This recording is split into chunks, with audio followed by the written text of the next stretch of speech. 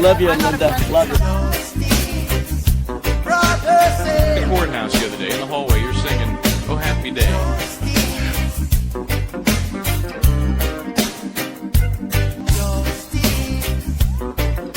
One word prayer.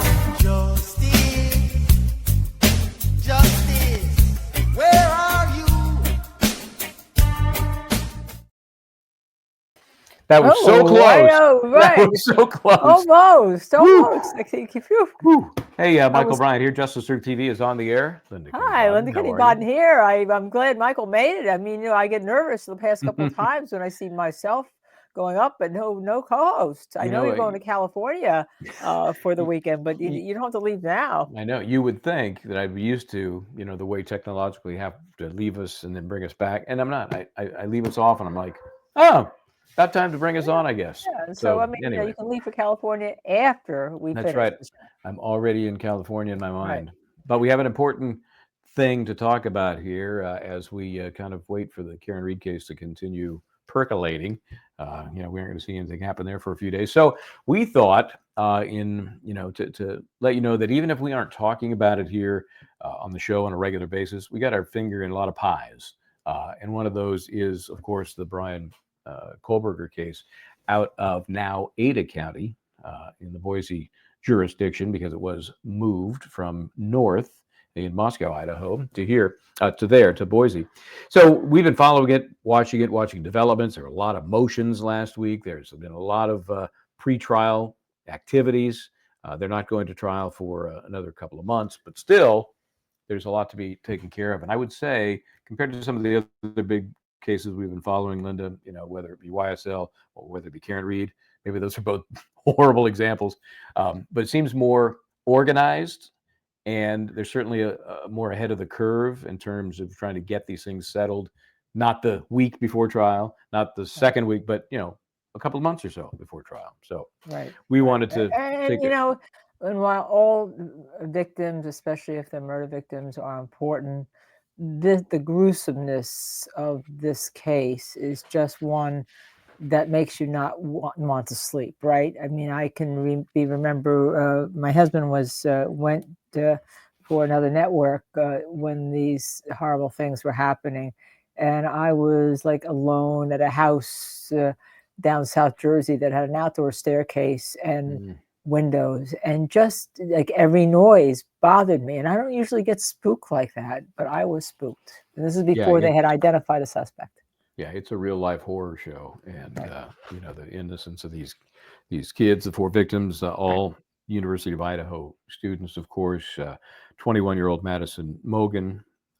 There's also 21-year-old Kaylee Goncalves. Right? Yeah, Xana Kernodle, she was 20, and Ethan Chapin, 20. Just brutal. And so we wanted to, get into some of the procedural issues that are going on, and maybe talk about whether or not they're going to make their way into the trial, and whether or not a jury is going to have to wrestle with them. And it's a quadruple murder trial with a death penalty component, and also, it has a felony burglary count, which I don't really think anyone really cares. Just throw that one away. But it is four murders alleged. And as we say on the show all the time, we believe everyone is innocent until proven guilty, and the prosecution must bear their burden beyond a reasonable doubt. But boy, if you had to take some wagers on this case, oof. Yep, and every defendant deserves a zealous defense, and that's what is happening now in these pretrial motions. Trying to get the death penalty taken away, trying to get virtually every identifying piece of evidence out of this case, so that they can't link it to Brian Kohlberger. Everything from bushy eyebrows to DNA, right? Right. So let's start with because it was released just recently, was the 911 call, which was, I mean, it's a frightening call. In retrospect, I can't imagine what the 911 operator was thinking, as this is playing out. That's such a tough job anyway. They get a phone call from somebody in the worst of their life circumstances. They're trying to synthesize what happened, who's where, what's going on, and they have to figure out, is it legit? Where is it? What services do they need? And in this particular case, as we're going to hear from this, there was so much so much going on. I do not envy the 911 operator. Uh, you know, I think there's a kind of a short lifespan to 911 operators unless they're super special, because it is such a taxing, mentally, emotional job. It's Right. tough. Let's listen to some of this 911 call. 10:55 a.m. 42 seconds, November 13, 2022. 911 location of your emergency. Hi, something is happening. Something happened in our house. We don't know what. What is the address of the emergency? 1122.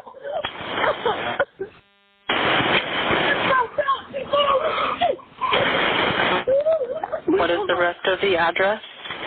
Oh, Kings Road. Okay. And is that a house or an apartment? It's a house. Can you repeat the address to make sure that I have it right? I'll talk to you guys.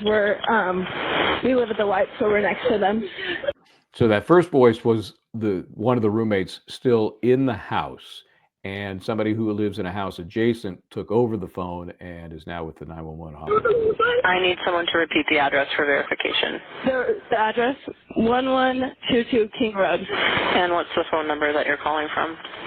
What's your phone number?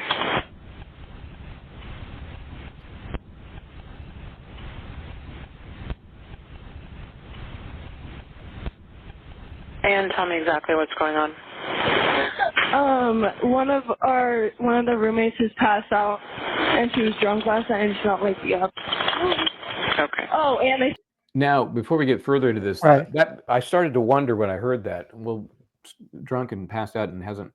I said, is something missing there? Because this is supposedly a pretty darn bloody crime scene. Right. It makes some sense now. This was somebody, a friend, neighbor who came over, another student, it sounds like, maybe not, that picked up the phone and may not have actually seen this roommate who was passed out and won't wake up. That's my take on it. Right. Saw some man in their house last night. Yeah. Hi, this is. And are you with the patient? Okay, I need someone to keep the phone, stop passing it around. Can I just tell you what happened pretty much? What is going on currently? Is someone passed out right now? I don't really know, but pretty much at 4 a.m. Okay, I need to know what's going on right now if someone is passed out. Can you find that out? Yeah, I'll come. Come on, but we gotta go check. But we have to.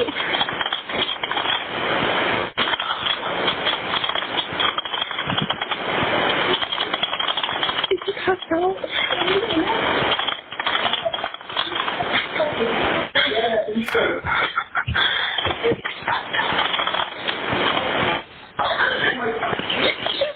What's wrong? She's not waking up.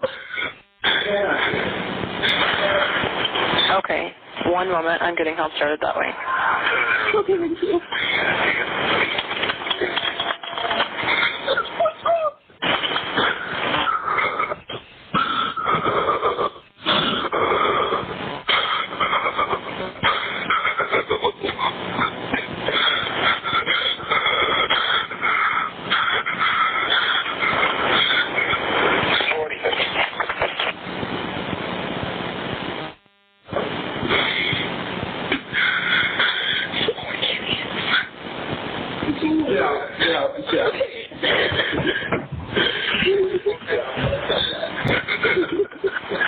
Okay, and how old is she?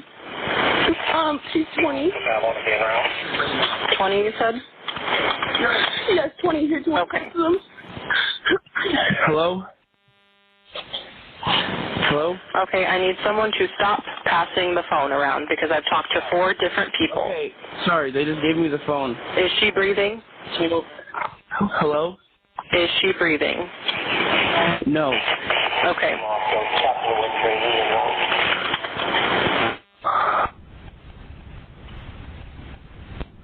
You talk to them, okay? I can't talk to them. I need you to talk to them. Okay. Hello. Okay. I've already sent the ambulance and law enforcement. Stay on the line. If there is a defibrillator available, send someone to get it now and tell me when you have it. Say that again. There's a police here right now. Okay. If there's a defibrillator available, send someone to get it now and tell me when you have it. We don't have one. I think yes. Do you have a defibrillator? Yes, you have one. Are you talking to the officer? Yes. Okay, I'm going to let you go since he's there with you and can help you. Okay, thank you. Bye. Okay. 11:59 a.m. 49 seconds, November 13, 2022. Oh, Michael. Yeah. I tell you, the jury's going to be just hearing that because they know what case they're going to be on, right? Of course. Yeah. Of course. And there were some motions made. When we get to the motions with regard to that, I just want to say that, and you and I have had this discussion in other cases, are 911 calls, are they hearsay evidence or not? In some places, the judges rule they're hearsay, right? You can say there was a 911 call, and as a result of the call, what happened? Here, the defense wants to keep out some of the statements you hear because the phones are being passed around. And the judge said he'll rule later. He'll probably keep some out because some hearsay statements were based on like a double hearsay. Somebody told somebody, then told the other person who got the phone. Because you can imagine, I can't even imagine the scene. I can't even. To me, they did a remarkable job speaking to the 911 operator, given what was happening at that place. You can imagine what was laid out in front of them. And I can see the stuff they're going to excerpt. And to be honest, I think it helps the prosecution because what you're going to end up with is the actual observer that was first on the call. And then when they hand off to the person across the street, so what, right? So they're going to butt together the three most dramatic parts of that call, including, if they let this stay in, the heavy breathing and the obvious, I mean, you could feel the fear and terror of that caller just from there's quivering in the voice. There's even when she's not speaking, it's there's quivering in just her breathing. So if you take out the guy who sounds like he was just walking down the hallway, they handed him the phone, he had no clue about anything. They take him out, they take the neighbor across the street out, and you've got the most dramatic part of that 911 call. So and just hearing it, I was shivering. By the way, I think Domino would like to be part of this right now. He's got to weigh in on this. Yeah, he's going to weigh in on it. But no, just hearing it, I was shivering. I was shivering just hearing it because I had put, I listened to when it was first released and put it out of my mind. And then we said we were going to do a show on it that we wanted to do that deserved the attention that should be placed on this 911 call. And that's why we're doing it now. Just so people can pay attention to it because it's brutal. It's just brutal to me. Yeah, it really is. Hey, I'm going to do something here. I'm going to put the dog away. So I will be right back in 30 seconds. Go ahead and chat away. Okay, so Michael does have a couple of other videos we're going to play, but we're also going to look at the texts between the roommates that were also in terror that preceded this and that people don't understand. And the defense is going to make a big deal out of these texts because remember, the murders occurred around 4 a.m. and the finding of the crime and the bodies didn't occur and to call 911 till about noon. So, and that's just an approximation, just so for those who aren't familiar with the specific details, there was a long delay in between what you're going to hear are these texts and all. So I'm explaining the delay, Michael Bryant, between the crime, about, from 4 a.m. to about noon until the reporting of the murders. And in the meantime, there were two other roommates that were in this house, right? And this house, Michael, is in the middle of a neighborhood. I mean, there's houses all around it, all right? And when I was, just to tell you, can you hear me? You could hear me, but we couldn't hear you. Can we hear you now? There you go. So that people I get was a sense. talking to Cheryl McCullum, who we're going to have yeah. on our show with regard to this case when it happens, about the other day. And she said she could see that this was the perfect house for this perfect crime because the way the windows of that floor were situated up top were the two I would say targets, or at least one target was Madison Mogan and Kaylee Goncalves, right? and where the parking lot was, where somebody could park and just watch them, not just that night, but other nights, just watch the routine.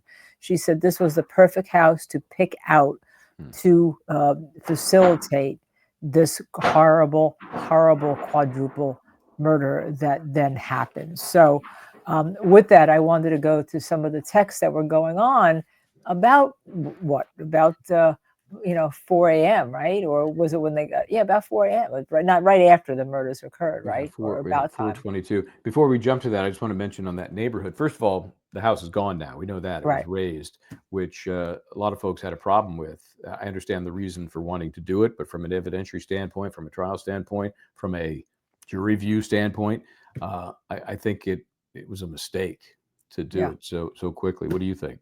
I think it was too, but they all agreed upon it, and it's come up in motions by the judge, and said, "Well, you both agreed." And one of the motions was, and we're going to talk about there's a model that's being created by the FBI where you can take off the levels of the floor, and the defense has some problem with that, and the defense and the judge said, "You both agreed. You both have problems with that now. You both agreed to raise a house." But remember that one of the victims has two siblings that were in the across the street, living in one of the other houses, in one of the fraternity houses. Okay. Right. So it's just a reminder of the horror. So, but yes, so apparently that is now coming to a head, that now there's motions based on the fact that there's going to be a model, and the model may not show some things that the parties want to be shown. Yeah. And still, and I understand the defense acquiescing to, not objecting to raising the house, but it's still not the same, not the three-dimensional spatial orientation you would get if you were there. But how, the defense would look like schmucks if they're like, no, we want to keep this, horror house standing to help our client or to help the process. Yeah, I mean, I get it. But you see from Karen Reed how important it is to visit the scene, the actual scene, look how not many people, a mock-up of a scene. They've seen my little drive-through, right, from 34 Fairview over to One Meadows to just try to replicate her drive that night to when she linked into the Wi-Fi there at Officer John O'Keefe's house. Every other person said, "I can't believe that front yard was so small," and that's from my video. That's still two-dimensional, right? Right. So being there is so critical, and in this case, against Brian Kohlberger, the jury is not going to benefit from that. So, shall we now go to these horrible, horrible texts? I mean, I don't know what to say, but I don't know what adjective to use on this case, but horrible every time we talk about something. They are. Let me see if I can. Here we go. It's a little These better. are the two surviving roommates, which are identified by initials here. So, DM to BF. No one's answering. That's because I guess we're trying to call. That's at 4:22. Right? We're trying to call the 422 to 424, the two young women or one young person upstairs, right? No one is answering. I'm really confused. And they use, of course, their texting shorthand right now. Right. I'm really confused right now. Really confused right now, right? And then DM to Goncalves, Kaylee. DM to Goncalves, what's going on?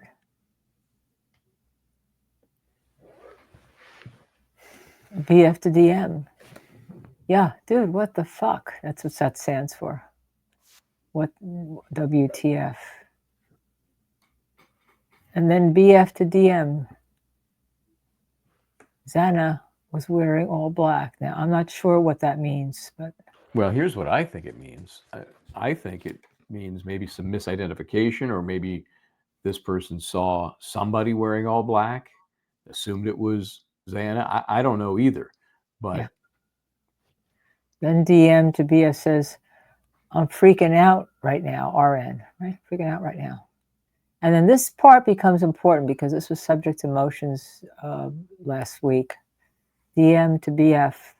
No, it's like ski mask almost. And then there's a response from BF to DM, STFU, which means shut the fuck up, right? It's like, I can't shut the fuck up in that sense means that, really, I can't believe it. What are you saying? You know, right. what, yeah, what are you saying? Yeah, what's going on? And then BF to DM, actually. And then DM to BF. Like he had something been something Yeah, I over. think something is what that was supposed to be. Yeah, I type like this. Something over. Yes. Over is for head and little ND mouth. I think it's like it says like he has something over his head and a little and a little something over his mouth. Little around his mouth, Little or around his mouth, something like that. Yeah, around yeah. his You mouth. know, and I think you can get in the picture of the ski mask, which has the hole for the mouth, right? And that's the problem here. See, she says, no, it's like a ski mask almost. And this is really critical because one of the motions is to eliminate the identification of DM because DM says it's a ski mask. And the defense claims that it's not a ski mask, it's a baklava, which is like a one piece, right? A one piece with the eyes and a little bit of under the nose and the lips, right? And so since the defense claims since there's a difference between a ski mask and a baklava, therefore this identification should not be allowed in. But she doesn't say. She says it's a ski mask almost. Sure. And to be honest, can I be brutally honest? This is my fashion ignorance. I've never heard of a clothing item called a baklava. I know baklava that you would eat, but I've never been. I guess if I've seen it, I didn't know that's what it was called. Right, and who's going to text that? You know, you see someone go down the street, you sit there, and you know, you always talk about either a ski mask or a hoodie, but she says like he has something over his head and a little around the mouth or something, right? Mm-hmm. You know, that's, I mean, it's she identifies it absolutely perfectly. And then here we go, DM to BF. BF, I'm not kidding. Oh, I think I'm so freaked out. Oh, I'm so freaked out. Oh my gosh, I can't. This is me. I can't even think here. And then BF to DM. So am I. And then DM to BF. My phone is going to die, and then I assume the word "fuck" is taken out there. I don't know why. I mean that expresses how upset she is. And then BF to DM. Come to my room. BF to DM. Run. BF to DM. Down here. And again, this all happened in the space of 2 minutes, 19 seconds. Yeah. Yeah. And then the court revealed something that I didn't know, that we thought all the texts were released. And we're just reading this portion right now. Okay. There was more that were released, but apparently there's more texts, and all the texts have not been released, even though there was a bigger portion. But you and I picked that because that was that whole ski mask baklava is the subject of the motion. And remember, DM is on the floor, if I recall, and sees it's in the doorway, and she sees who the prosecution says is Brian Koberger, but certainly the murderer, leave, and he walks right past her, and with the bushy eyebrows. And goes to the door. And the question is, well, you know, why didn't she report it? Well, you see that she's upset, but you know, sometimes people think you're hallucinating. Did this really happen? You're not going. You know, those people. I mean, but the fear certainly came through right there. They wanted to huddle and hide with each other. Yeah, and sometimes, you know, the way the mind works, as you think back over things, you know, parts of whatever you saw in a flash become clear. Of course, it's also more subject to attack as well. You know, direct evidence is the worst kind of evidence. Eyewitness testimony is the worst kind of testimony. So did she see bushy eyebrows? Did she somehow add that later because she, you know, mixed images with something she'd seen somewhere else with what she saw that night? I don't know. That's going to be subject to some, if it comes in, and I hope that it does, to be honest.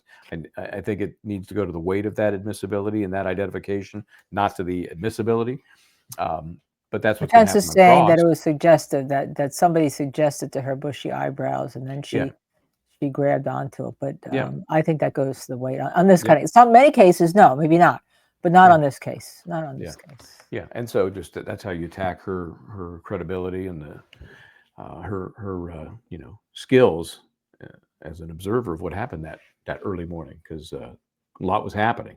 Right. So who And knows? they're gonna attack her of being drunk or having taken some college age drugs or something. They're Or gonna do just all that. being hammered. Yeah, any of Yeah, those they're gonna do things. all that, right? Yeah, They're which gonna- is why a lot of people have said, well, why would you just go back to bed, which is essentially what she did after seeing this person dressed as she described with the bushy eyebrows. Why would you just go back to bed?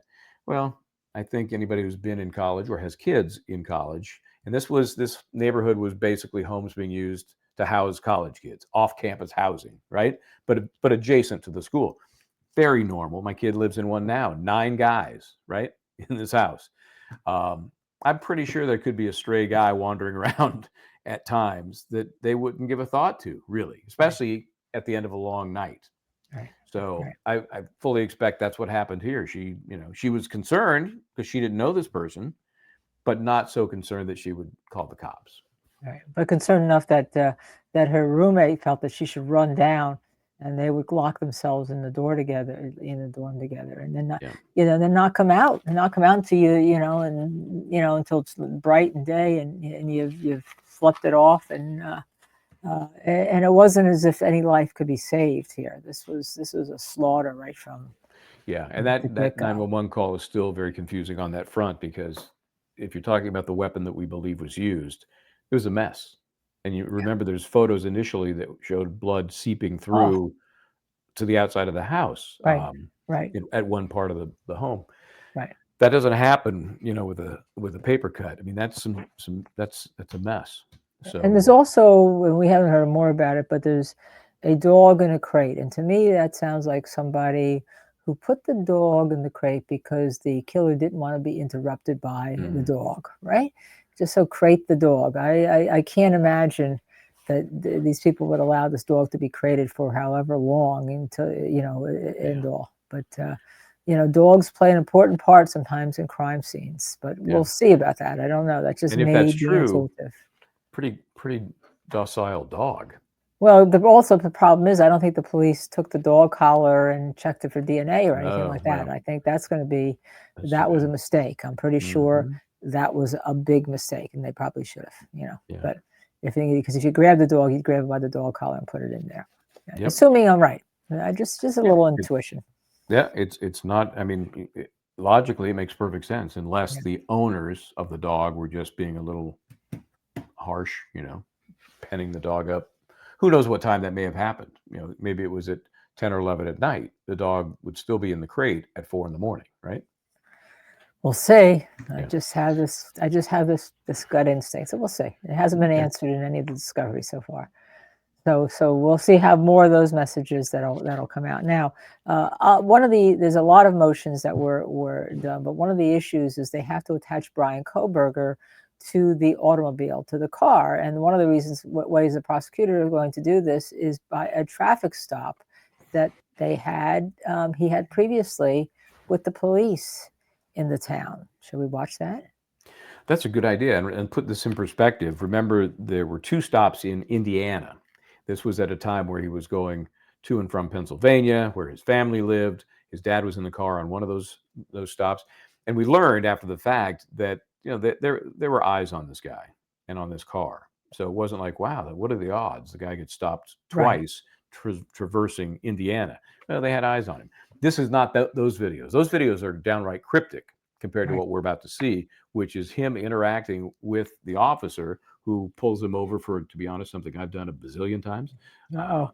Yeah. Uh-oh. Yeah. An admission. Yeah, I'm sorry. Yeah.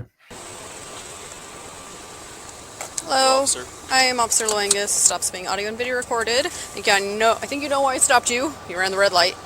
What actually happened was I was stuck And this is almost exactly a month before. in the middle of the intersection. Yeah, So I was forced behind to you the turn whole left. time. Yeah. Yeah. So technically you're not supposed to enter the intersection at all for that reason, because if the light turns red, then you're stuck in the intersection, and then you run the red light. So that's the reason I stopped you. Do you have your license on you? Yep.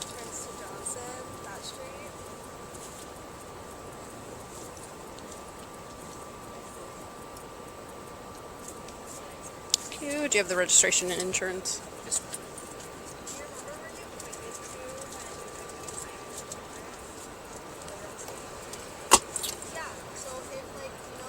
Let me just get this for you out. You what? I'm just gonna get this out for you. Okay.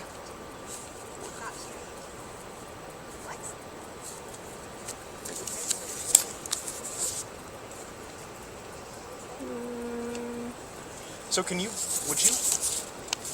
explain that to me a little bit further? So in Pennsylvania, when you're stuck like in their intersection, you have to make the left. So what would the appropriate thing for me to have done been? Just You're back up not in that supposed to situation? block an intersection like that in Washington, so just by you blocking the intersection, that's technically a ticketable violation, and then you're running a red light, so it's another ticketable offense. So you're not supposed to proceed into the intersection until you can go, because a lot of people do what you just did, right? Is like you're sitting in the intersection waiting, I do. and then turns, and then you're blocking, so. Yeah, there was a little bit of confusion with speeding because someone had stopped. I wasn't sure what they were doing, and then they put on their light to turn. So I thought that maybe they were letting me go through. Oh. Did you see that? No. Yeah, like right before I made the turn, Reading there was his someone case, making a defense to your right. already. They didn't have their signal on, so I wasn't sure if they were just waiting. Yeah, so I would just advise, just don't enter the intersection until you can go, so you don't get stuck. Let's see. But in that situation, the best thing to do then would be back up. And Not get to the I intersection. don't know if there's a best thing to do in that situation, because you're either going to back up into somebody, Yeah. or you're going to run a red light. So, or you're going to be sitting in an intersection. Yeah. There's not really a great option there. Yeah, I was just slightly into the crosswalk, so where I'm from Pennsylvania, we actually don't have like crosswalks. Oh, so even if you're kind of slightly, there's a little bit more leeway as well. Like there are a few lines, like there's one white line and then there's another one in front. Like there's like a certain margin from which you can actually kind of put your vehicle, place your vehicle.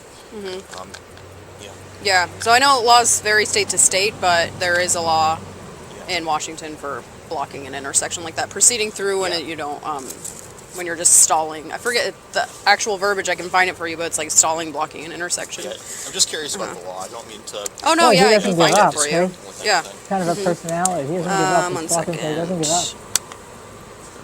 It's really scary. Good. It's scary. And that's why the judge is going to, I on don't see hearsay, is going to Pennsylvania take out some of registration this. like at all. Okay, let's see.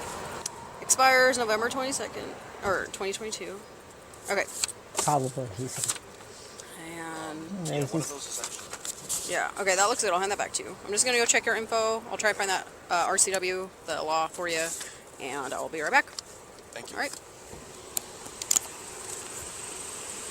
Now, if you don't know, you don't know. Does he get off with a warning, or does she give him a ticket? No, she gives him a ticket, I believe, doesn't she? That's how they find him. That's how they connect the car, Sierra 331, I think. I don't think they handle this well. This is, again, she's in Washington. He lived in Washington just south of the border. So this has been identified as Idaho police, but I don't know why she would be giving tickets for Idaho if she's in Washington. Anyway, I think that's a lousy ticket. I always, in fact, I get mad. Oh, stop. I get mad if the person in front of me, who's the top in front of the line. Well, then you too could be a mass murderer, because that's what he's arguing. Yeah, that's an interesting Venn diagram. If the person creeps out into the intersection, and when the light turns yellow, they go. I don't go because it's red by the time they're out of the way, but they're out of the way. I don't know why why would you still be, unless somebody coming in the opposite direction blows the light, keeping you in position. Because you're not supposed to enter the intersection. That's state to state. I'm not so sure that's true in California. I'm sure in New York it is, because they're a pain in the ass about everything. You can't even turn right onto red in New York. Well, this is the way that what's going to happen here, though, is that the prosecution wants to use this to identify him with the white car. No, I get that. So, and that the judge is going to definitely allow. The judge said he's probably going to not allow some of the hearsay, because they want all of this out, right? Because of what she says, what he says, and also whether he gets a ticket, right? But it's right near, or it's close enough near the murder scene, right? Copy, I might be. It actually puts the dam up I think what's scary, and then the reason why it has to come out with him talking, is that he argues. You see how he's arguing, and he's creating a defense here for this ticket, right? Oh yeah, he's clearly a smart guy, and again, because this is doesn't make me feel very good about myself, but I'm kind of siding with him in terms of his argument and how he's trying to get out of this ticket. So he's a smart guy, but that smartness can turn to evil, as it apparently did if he's the one who did this Right. in about 4 weeks. Right, and all.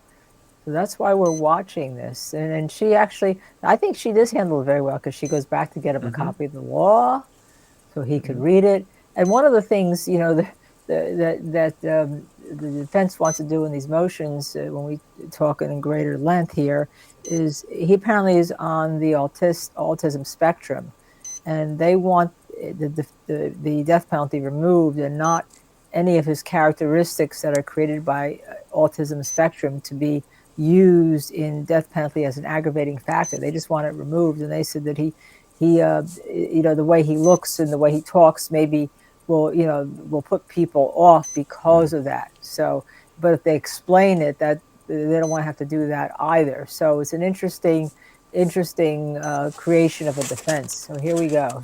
And if I hadn't been told that or read it, I would never listen to this guy and think, oh, he's on the spectrum.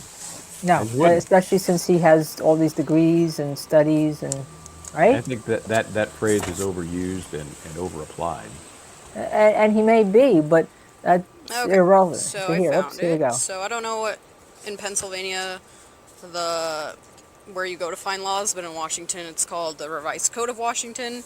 So I'll try to turn my brightness up, but it's just called an RCW. So it's RCW 46.61.202. So it's no driver shall enter an intersection unless there is significant space on the other side of the intersection.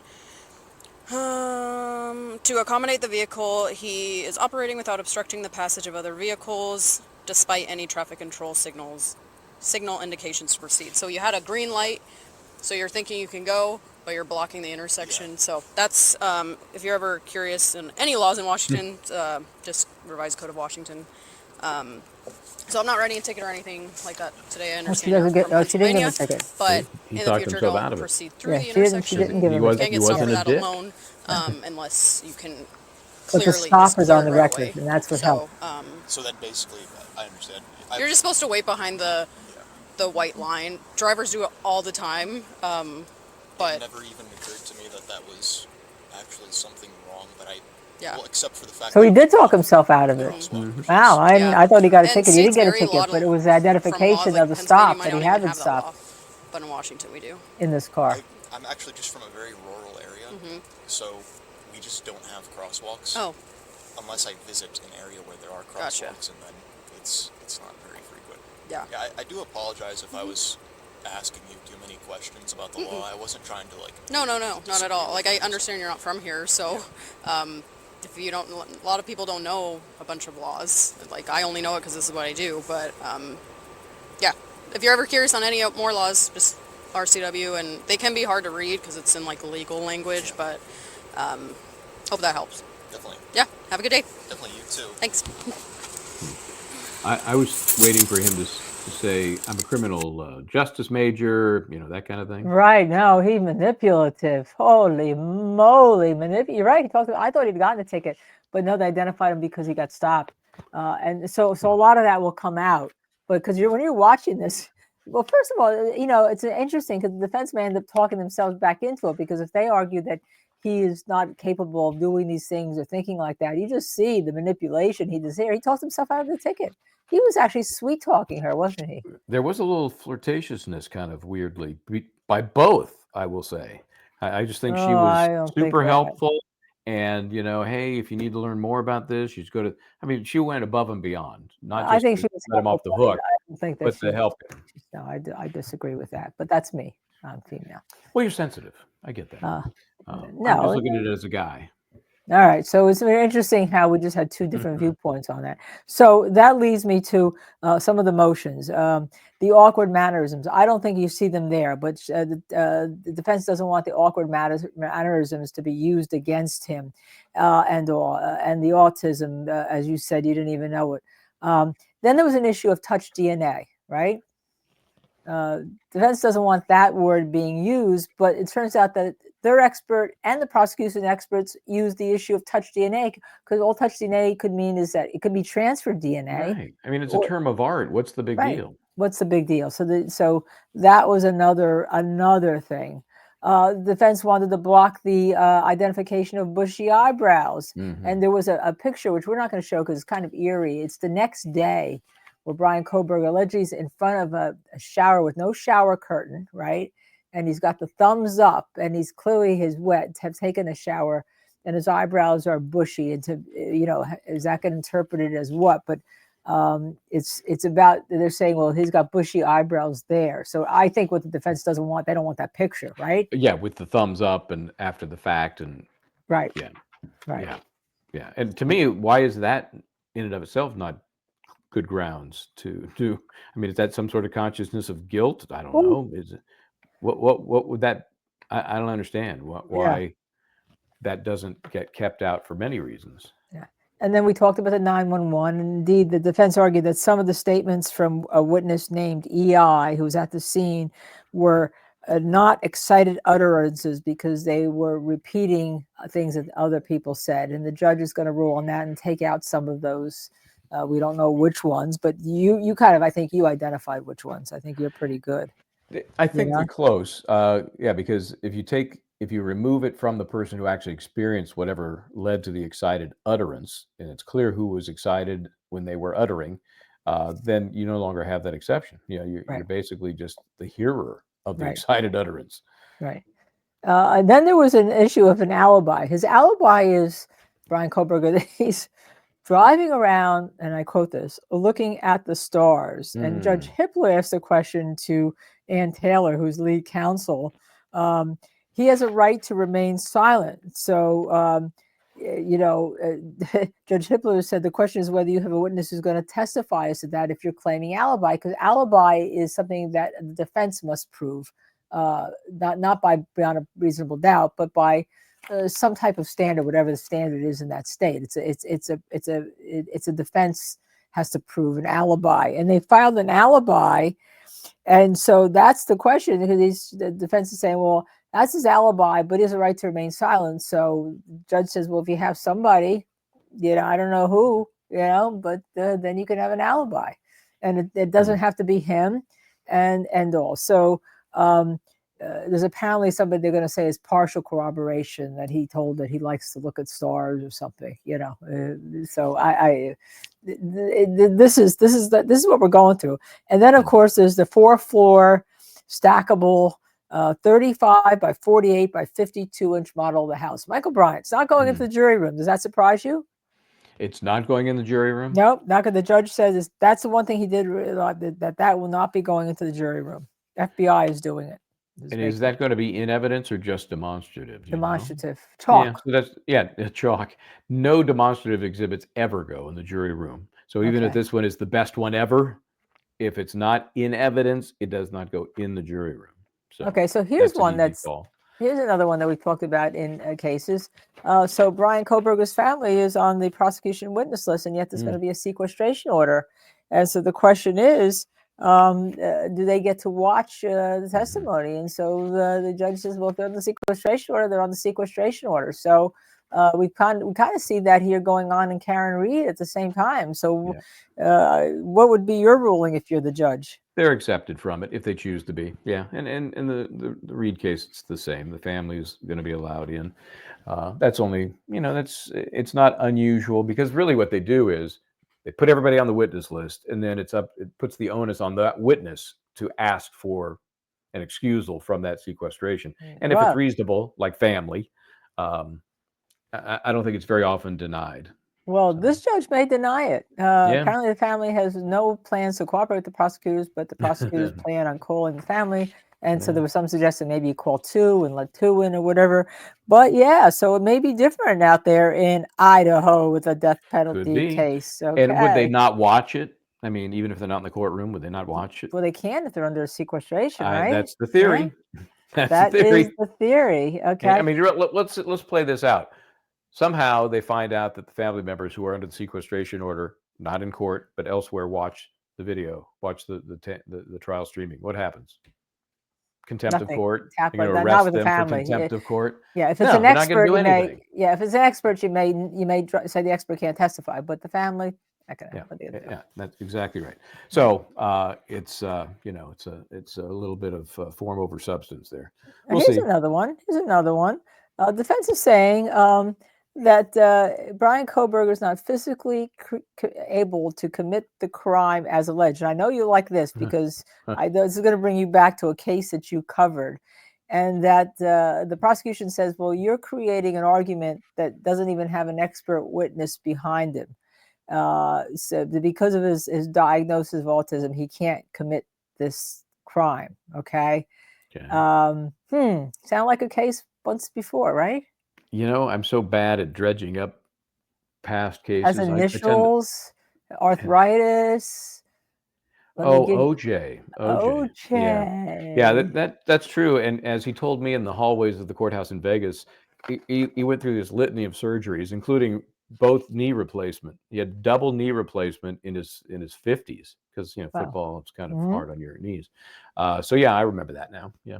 Yeah. So that's another issue. I can't imagine that given all of this, they're going to say he's physically incapable. I mean, to me, if you I think do that's that a in front of a loser. jury, but Unless you're also getting the jury. You're getting the jury mad. I mean, if you say that, they're not going to believe insults it. their intelligence. So unless this guy's rolled in a gurney and or a wheelchair and he looks like the smartest man on the planet, no, it's why insult their intelligence. So I want to give you one. There was a lot of other ones, but I want to give you one for our last one.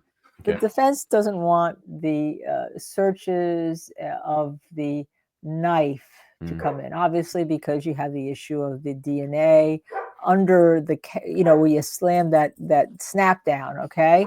That leads to the genealogical identification. That's an issue too. But saying that, even his search history shouldn't be used because Amazon suggests things. If you bought something once or something close to something that once, it brings other things up. Even Tubi, the poodle, is getting in on this because he knows how much he searches Amazon with me. He wants some toys. Okay. What do you think about that, Michael Bryant? Let me say this. And I've kind of become known to some degree for buying props, exemplars, demonstrative evidence that we use. Did it at Law and Crime, did it back in my days at Court TV. I remember when Court TV, I had like a chainsaw from one of the stories we were carrying because they chopped up the body with a chainsaw. So I wanted to follow that. My urge was, and this gave me pause just because the crime is so horrible. The weapon is so frightening in and of itself. And it's a USMC, United States Marine Corps, K-bar knife, which is almost a standard issue if you're in the Marines, and it's used, for hand-to-hand combat, killing folks. So, did that stop me from getting one? Well, of course not. Oh my gosh! This is the K-bar knife. You can see their little logo is. That's the knife. Of course, as you know, the knife was never found. Right. The knife was never found. So, I mean. But he did buy one, apparently, right? He bought one, apparently. And, the thing is with the Amazon stuff. Oh, my gosh. You have to proactively search for something versus what is suggested. So just because unless I put in, kitchen utensils and this popped up, I don't know how you make that connection. Oh my God, that's getting rid of the search is one thing, but to actually buy it on Amazon.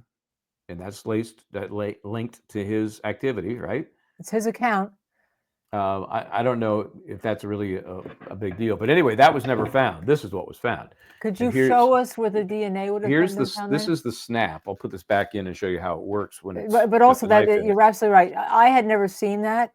That is absolutely Yeah, this is frightening when you see this it. is a knife designed to kill people. Okay, so this is the little shroud that keeps this in place, so it can't come out unless you pop the snap on it, and then you can pull it out. So how does your DNA get into the snap? And it has to be the person who's using the knife to get that. in all DNA. likelihood, this one, because it's brand new, is kind of, it wings its way out. Over time they'd probably start to kind of form that circle. But yeah, you got to, when you're snapping this, or unsnapping it, you're all over it, right? So, oh and my there's really gosh. not, if you look at the rest of the sheath, there's these little teeny metal rivets along the actual sheath, but I don't believe they found anything there. Those are very tiny. It was all in some part of this snap. So, yeah, whether the search comes in part ways totally, I don't know that it's going to win the day. Well, let me tell seeing you. this is, Oh my, see, that's bad enough. That's what was left Yes. behind and dropped. yeah. Um, And now I'll bet, we haven't seen this yet, but I'd be making a motion that this better not be coming in, any sort of demonstrative evidence of this. well, Because actually, because I'd it be the goes with this. prosecution. No, because it has to if he bought it, and it's not to be found in his belongings. And the Amazon records, according to the reporters who were watching this, will include Koberger's wish list as well as items. And I didn't know this.